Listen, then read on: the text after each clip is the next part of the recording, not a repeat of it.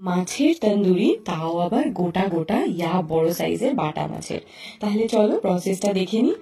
প্রথমেই নিয়েছি 2 table spoon refined oil, তাতে দিয়েছি কাশ্মীরি লঙ্কার গুঁড়ো, 1 চামচ বেসন, আদা রসুন বাটা, কাঁচা লঙ্কা বাটা, স্বাদ মতো নুন, সামান্য হলুদ, জিরে গুঁড়ো, ধনে গুঁড়ো, গরম মশলা গুঁড়ো আর বেশ খানিকটা পাতিলেবুর রস দিয়ে ভালো করে সবকিছু একসাথে মিক্স করে নিয়েছি।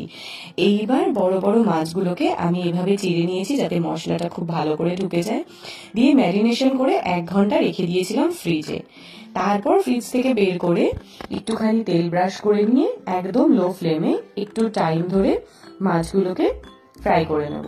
দুপাশটাই এরকম সুন্দর রং ধরে এলে নামানোর আগে বাটার দিয়ে ব্রাশ করে নেব। খুব সহজেই রেডি হয়ে গেল আমাদের বাটা মাছের তন্দুরি। এই তন্দুরির সাথে আমি নিয়েছি কুচনো পেঁয়াজ, লেবু আর বেশ খানিকটা কাসুন্দি। ভালো লাগলে লাইক করে দিও। বাই।